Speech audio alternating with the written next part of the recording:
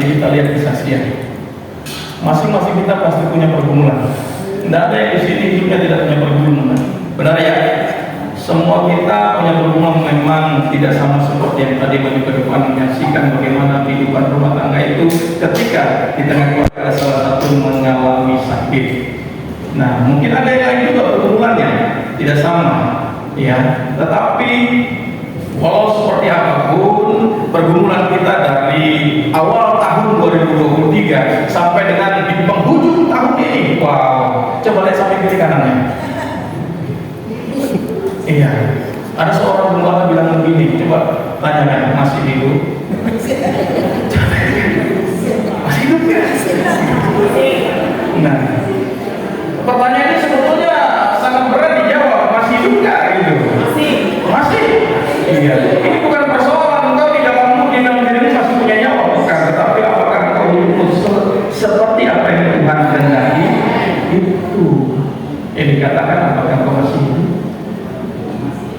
Nah, tapi kalau hidupmu itu hidup yang mengikuti dunia ini yang sama perilakunya dengan dunia, untuk apa hidup? Lebih baik mati saja. Kenapa? Tidak matching dengan kehendak Allah. Iya, hari ini juga ya Tuhan yang menuntun kita dari awal tahun hingga di penghujung tahun ini harusnya ya bukan hari ini saja saya menaikkan ucapan syukur bagi Allah kepada Allah, tetapi tiap hari harusnya saya menaikkan ucapan syukur di hadapan Allah. Syukur bagi Allah karena apa? Engkau tidak pernah memalingkan telingamu, engkau tidak pernah memalingkan matamu, engkau tidak pernah memalingkan penyertaanmu di dalam kehidupan. Ya.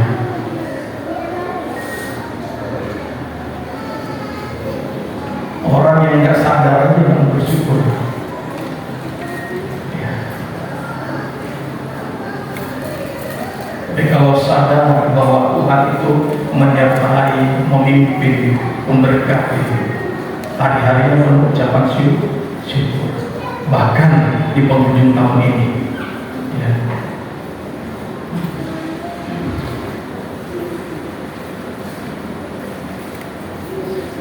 Kata syukur itu kalau kita lihat itu pernyataan istimewa dari kehadiran Tuhan. Artinya apa? Orang tersebut punya kesadaran bahwa Allah selalu hadir dalam kehidupannya. Ini pernyataan istimewa. Itu. Nah, kalau kita Pak, kok Bapak bacanya dari perikop ini? Kalau judulnya perikopnya apa nih? Perhatikan ya Pak.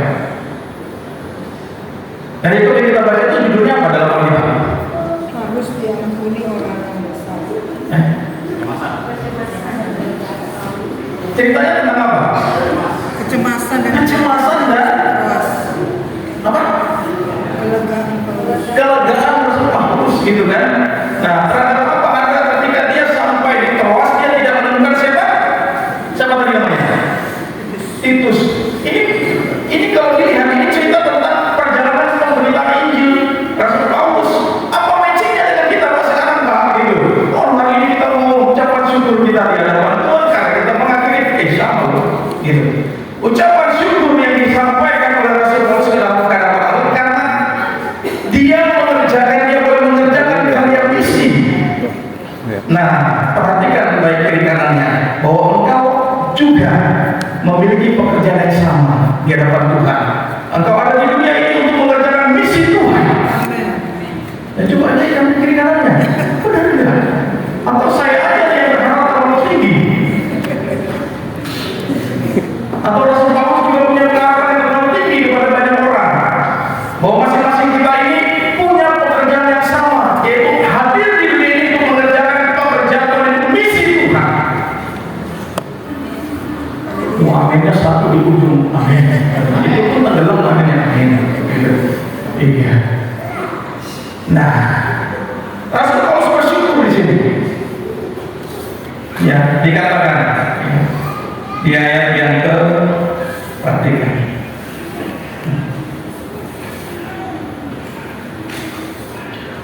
Tetapi syukur di ayat 14. Tetapi syukur bagi Allah yang dalam Kristus selalu membawakan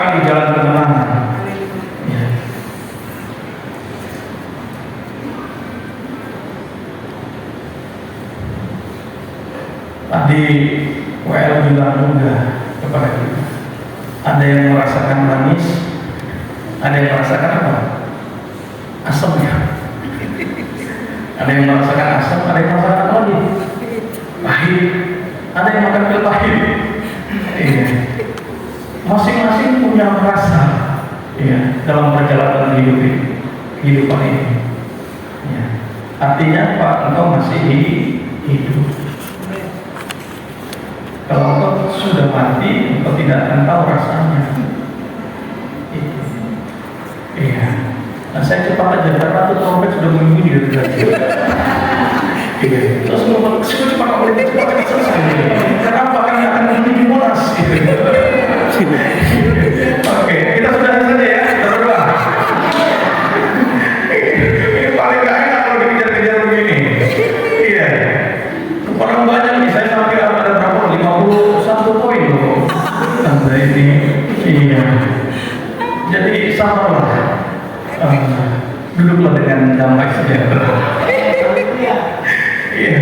Jadi ketika Rasul Paulus dia mengatakan syukur ini ungkapan pernyataan istimewa. Karena apa? Kehadiran Tuhan di dalam perjalanan hidupnya. Iya. Ada pengaruh ilahi di dalam kehidupannya. Karena itu dia nyata, ini terrefleksikan dalam perjalanan kehidupannya hari lepas hari. Tadi lalu kita begitu terus gitu. Tetapi pertanyaannya di saya ini dalam pernyataan Tuhan dan hari demi hari waktu kita dari Januari sampai dengan Desember ini benar-benar kayak gitu. Memang pernyataan Tuhan terus terjadi. Tapi bagaimana dengan hidup kita? Apakah hidup kita ini ya mau disertai oleh Tuhan tidak? Itu jadi pertanyaan besar dalam hidup kita. Tuhan tidak pernah melepas untuk menyertai kita, tapi kita yang selalu melepaskan tangan kita dari Tuhan untuk penyertaannya. Nah, makanya jadi kita melewati hari demi hari atau waktu demi waktu atau tahun lepas tahun pun ini ya sama saja jalan seperti biasa saja, melalui begitu saja tanpa ada ucapan syukur. Iya. Jadi bagaimana perjalanan kehidupan kita 1 tahun ini? Iya. Seperti apa perjalanan hidup kita masing-masing? Ya masing-masing. Iya. Lalu, ya, apakah kita dapat mengucap syukur di bumi tahun ini? Dapat mengucap syukur? Hanya 1-2 orang. Ini padahal ada 1000 orang loh. Ya, dapat mengucap syukur. Pak Alex mengucap syukur tidak? Beberapa hari ke depan itu. Itu dapat Pak Alex. Iya. Mengucap syukur nggak Pak Alex? Mengucap syukur. Iya. Karena di sampingnya ada belahan jiwanya. Iya. Apakah kita dapat mengucap syukur di bumi tahun ini? Mengapa kita mengucap syukur? Ini jadi pertanyaan. Jelas ya, seperti apa yang dialami oleh Rasul Paulus itu juga kita alami. Mengapa kita mengucap syukur? Pertama, ya saya mau kasih cepat-cepat saja karena sudah tidak tahan. Yang lagi ini pacaran pasti mau cepat-cepat. Ayo lagi malas tuh, maunya cepat-cepat saja. Oke, kita cepat-cepat. Bagaimana apa? Ya. Mengapa kita mengucap syukur? Karena kita di dalam Kristus yang selalu membawa kita di jalan kemenangannya. Kita ini di dalam Kristus dan Dia selalu membawa kita dalam kemenangannya. Ya. Ini ada kata selalu di kalimat Rasul Paulus itu. Ya. Di dalam ayat 14. Membawa kami di jalan kemenangan, selalu Kristus selalu membawa kami di jalan kemenangannya. Ya, kata arti dari bahasa aslinya itu seperti ini ya. Selalu membawa di jalan kemenangannya, senantiasa, senantiasa sepanjang waktu Tuhan itu mau membawa kita di jalan kemenangannya. Sepanjang waktu senantiasa Tuhan mau membawa kita dari Januari sampai dengan Desember ini. Dia mau membawa kita terus ada di jalan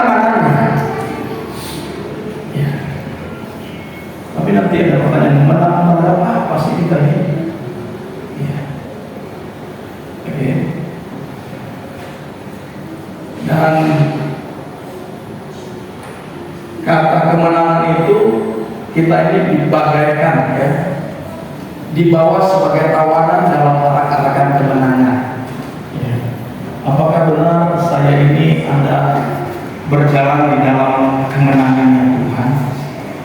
Apakah dikarenakan saya masih hidup ini membuktikan bahwa saya ada di dalam jalan kemenangan Tuhan? Apakah begitu? Oh, kalau begitu Pak, orang yang mati nggak di jalan kemenangan dong? Ngaco gitu. Ya. Bukan begitu.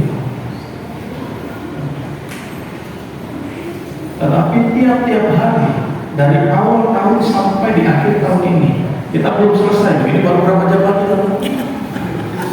kita belum selesai mengakhiri tahun ini.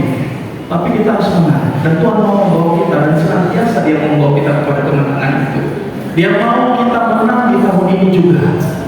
Seperti Dia membawa kita menang di tahun 2022, Dia juga mau kita menang di tahun 2023. Iya.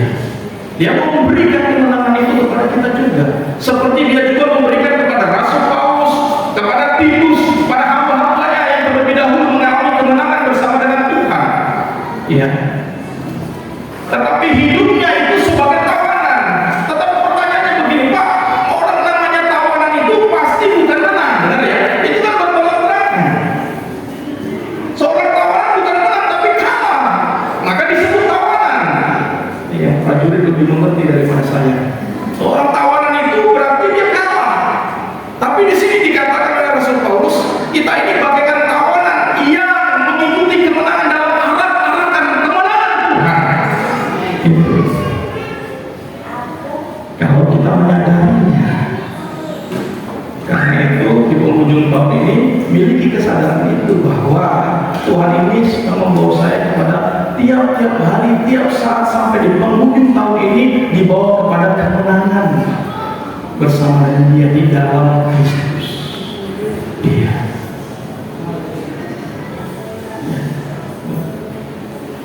Oke. Jadi di akhir tahun ini mari kita menaikkan syukur kepada Allah yang dalam Kristus senantiasa sepanjang waktu membawa setiap kita dalam arak-arakan kemenangan. Ya. Oke. Jadi kalau ditanya begini, apakah kita mau dibawa sebagai tawanan Kristus di jalan kemenangannya? Tuhan memenangkan, karena ini masih ada berapa jam lagi. Ya. Jangan sampai kita kalah terhadap apa? Pasti. Ya. Hal-hal yang bertolak belakang dengan firman Tuhan, yang menyimpang dari firman Tuhan, yang melanggar atau dosa yang kita lakukan, ya. Oke. Tawanan Kristus artinya itu menyerahkan diri sepenuhnya dan dipimpin sepenuhnya oleh keinginan dan kehendak Kristus. Ini tawanan. Tawanan Kristus, kita dibawa dalam kemenangan menjadi tawanan Kristus, artinya kita ini menyerahkan diri sepenuhnya dan dipimpin sepenuhnya oleh keinginan dan kehendak Kristus. Bukan seperti Rasul Paulus katakan, yang hidup itu bukan aku lagi, tetapi Kristus yang hidup di dalam aku. Iya. Bahkan Paulus katakan, kalau aku masih hidup sampai saat ini, artinya bagiku bekerja memberi buah. Baik itu buah pertobatan, perubahan hidup, dan hidup kita ini mengalami perubahan hidup yang tadinya seperti apa hidupnya, lalu mengalami perubahan hidup yang mengikuti jalan-jalan hidup Tuhan. Kemudian buah itu punya arti juga membawa jiwa, dan kehidupan kita ini yang memiliki warna yang serupa dengan Kristus membawa orang juga boleh mengalami Tuhan dan akhirnya mengikuti jalan Tuhan. Ya, ini Paulus alami. Ya. Dan kita pun mau dibawa kepada hal yang seperti ini. Ya. Arti tawanan di sini bukan kita tawanan perang, bukan, tapi tawanan Kristus yang artinya menyerahkan diri sepenuhnya dan dipimpin sepenuhnya oleh keinginan dan kehendak Kristus. Ya. Masing-masing kita bisa melihat kemenangan saya ini kemarin terhadap apa, itu bisa refleksi kita ini, merenungkan masing-masing. Ya. Bukan tidak boleh kita mengikuti hingar-bingar di luar sana, tetapi beri waktu, duduk diam di hadapan Tuhan,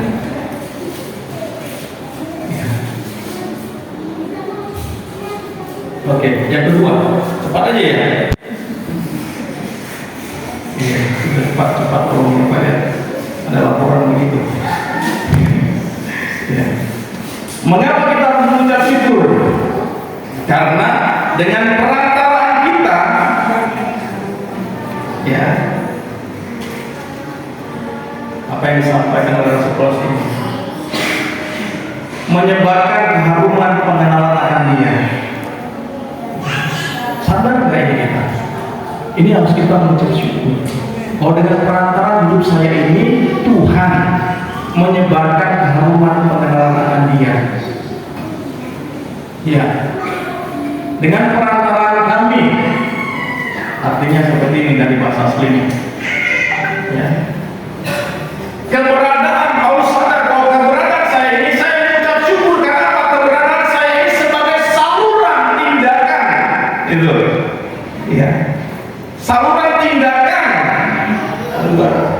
menyebarkan kata aslinya seperti ini. Kemudian dia punya arti yang menyatakan secara mengungkap, menampakkan diri. Jadi lewat saya, lewat hidup saya ini, saya memperlihatkan tindakan yang sama seperti Yesus, dan orang boleh melihat diri saya itu, mereka boleh melihat Kristus yang hidup di dalam diri saya. Ini terus Paulus sampaikan. Yang Tuhan kehendaki juga didapati di dalam kehidupan kita. Ya.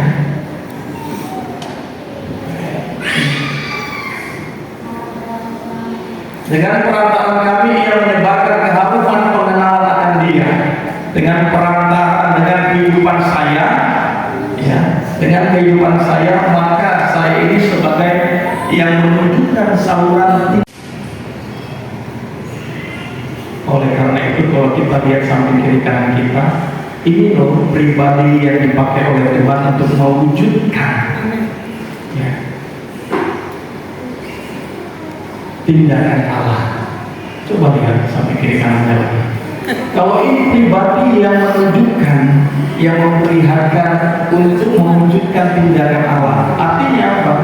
Bukan aja yang ada di tempat ini, tetapi ketika kita di luar sana, kita melihat seorang pribadi, kita tidak akan meremehkan orang itu, tidak akan merendahkan orang itu, tidak akan mengucilkan orang itu, tetapi apa? Melihat setiap orang itu jiwa yang sangat berharga. Karena apa? Lewat hidupnya Tuhan mewujudkan, menyatakan dirinya. Sama seperti halnya apa yang disampaikan oleh Rasul Paulus ini. Lewat hidup Rasul Paulus, lewat hidup kita yang mendengar firman hari ini juga, lewat hidup saya, Tuhan mau mewujudkan dirinya di dalam kehidupan saya. Dia mau mewujudkan firman-Nya di dalam kehidupan kita pribadi. Nah sekarang pertanyaannya, mau nggak kita terus dan terus akan melakukannya di tahun yang berikutnya? Jadi ucapkan syukur bahwa Tuhan di tahun 2023 ini Engkau memberikan kepada aku, ya, menjadi bagian untuk mewujudkan, ya, tindakan, menjadi saluran tindakan Allah. Ini yang dialami oleh Rasul. Mungkin yang kita lakukan selama awal tahun sampai dengan akhir tahun ini ada masih hal-hal yang di lingkungan keluarga, kita menjaga anak, membesarkan anak, memberi makan anak, ya. Tapi di tahun depan Tuhan mau bawa kita, bukan saja anak kita mau. Ini sebentar lagi kita bongkar nanti. Iya, yang terakhir, ya. Ini hal yang menyenangkan. Tuh, nah, belum terakhir. Jadi di akhir tahun ini mari kita menaikkan syukur kepada Allah yang menjadikan diri kita sebagai saluran tindakan untuk mengungkapkan kehadiran Allah.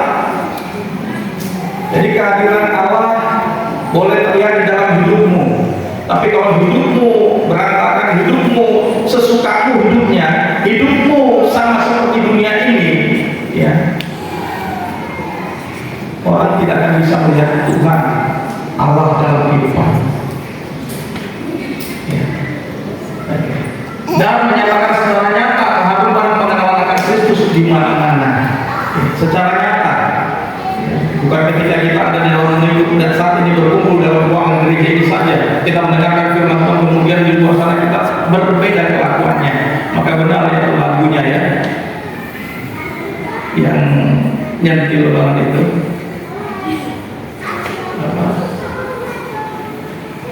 Hari Senin, hari Selasa, bola ya apa lagi tuh? Itu yang bisa nyanyi semua. Hari Senin, Minggu ke gereja. Ada yang apa kalau gitu? Hari Sabtu, hari Senin, Selasa. Ada yang apa nggak lagunya? Itu hari Minggu ke gereja. Kalau ditanya kemana ke gereja? Gitu. Hari ini tapi kelakuanmu tidak pernah berubah, dibilang begitu. Hari Senin ditanya kemana? Persekutuan gitu. Hari Senin, Selasa kamu persekutuan, tapi apa? Kok nilaimu autan, dibilang gitu. Enggak ada perubahan. Yang anak sekolah, ada anak sekolah di sini? Iya. Ada anak sekolah ya, gitu. Nah yang bekerja juga, autan juga gitu pekerjaan. Iya. Lalu hari lagi, Kamis, Jumat, Sabtu, apalagi dibilang? Ya. Enggak menentukan, tapi ketika ditanya pelayanan, kerja, persekutuan, tapi hidupnya enggak pernah berubah. Sadarlah ya, apa yang disampaikan Rasul Paulus ini, keberadaan kita itu nih sebagai saluran tindakan untuk mengungkapkan kehadiran Allah dan menyatakan segala nyata keharuman pengenalan akan Kristus itu. Ya. Dalam hidup kita ini sangat istimewa. Oke, terakhir. Kenapa kita harus mengucap syukur? Karena kita menyatakan hidup murni atas perintah Allah. Ya. Karena keberadaan kita untuk menyatakan kehidupan yang murni atas perintah Tuhan. Ya. Ayat 17 dikatakan, sebab kami tidak sama dengan banyak orang lain yang mencari keuntungan dari firman Allah. Sebaliknya dalam Kristus kami berbicara sebagaimana mestinya dengan maksud murni atas perintah Allah dan di hadapannya. Ya. Ada orang yang datang ke gereja itu untuk menjadi pasangan. Itu lah. Gitu. Dipikirnya di gereja pada dia menemukan pasangan hidupnya. Dia mau mencari keuntungan dari firman Allah itu. Gitu. Nah, tapi gak ada di sini ya. Ini akhir tahun, saya masih jomblo juga gitu. Saya datang ke Mas Pampres. Dalam pertemuan ibadah saya menemukan seorang. Gitu. Kacau. Ya. Ya. Dengan maksud murni. Oke.